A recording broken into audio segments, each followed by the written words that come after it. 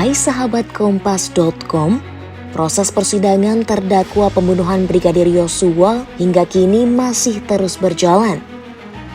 Selain para terdakwa yang salah satunya mantan petinggi Polri, sosok majelis hakim juga tak lepas dari perhatian publik nih. Masyarakat merasa majelis hakim bersikap cukup tegas terhadap kasus yang satu ini. Ini terlihat dari sidang terdakwa Barada Eliezer yang menghadirkan saksi ART Ferdi Sambo, Susi, pada Senin 31 Oktober 2022. Dalam sidang tersebut, majelis hakim berulang kali mencecar Susi soal kesaksiannya. Salah satu contohnya ketika Susi bercerita soal kejadian di Magelang.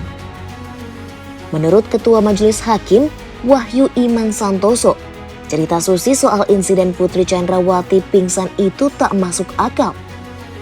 Bahkan, majelis hakim yang merasa keterangan Susi berubah-ubah langsung mengancam akan memidanakannya. Pada waktu saudara Putri pindah, saudara juga ikut? Ikut. Kenapa saudara Putri pindah? Saya tidak tahu itu. Tidak tahu? Tidak tahu.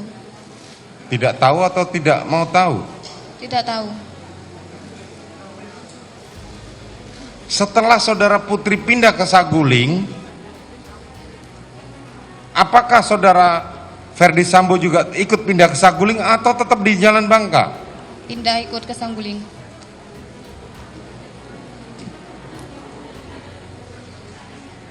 Yang ini saudara cepat jawabnya. Yang tadi jawabnya lupa. Mana yang benar, saudara disumpah loh.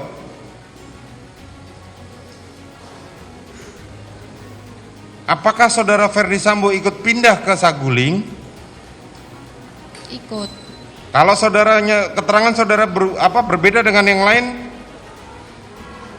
saudara bisa dipidanakan loh.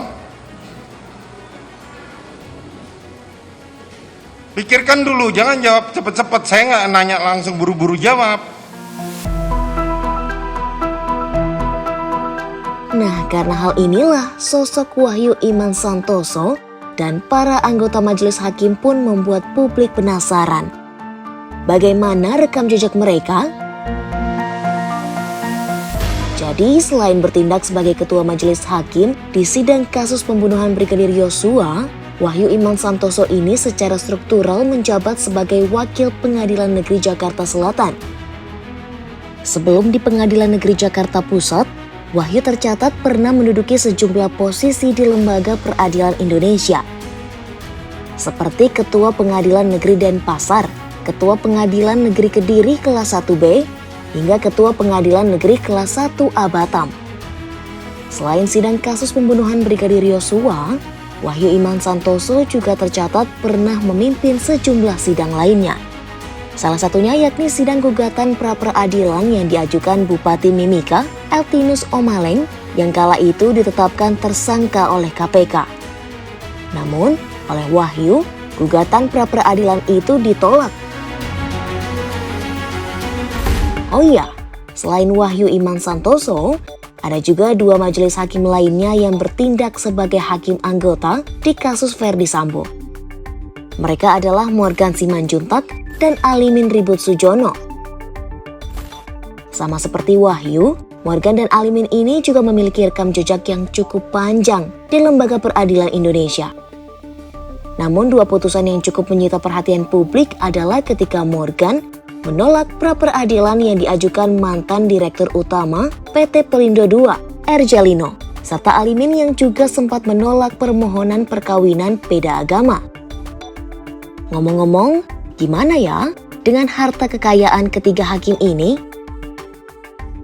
Nah, menurut laporan harta kekayaan pejabat negara atau LHKPN KPK per 2021, sosok Wahyu Iman Santoso tercatat memiliki harta kekayaan paling banyak. Ia memiliki total harta kekayaan sebanyak 12 miliar rupiah. Dengan nominal tertinggi ada pada tanah bangunan yang mencapai 7,9 miliar rupiah. Kemudian untuk Morgan dan Alimin, total harta kekayaan keduanya ternyata tak terpaut jauh. Harta kekayaan Morgan mencapai 3,9 miliar rupiah dengan nominal tertinggi ada pada tanah dan bangunan. Sementara, harta kekayaan Alimin mencapai 1,8 miliar rupiah dengan nominal tertinggi juga ada pada tanah dan bangunan.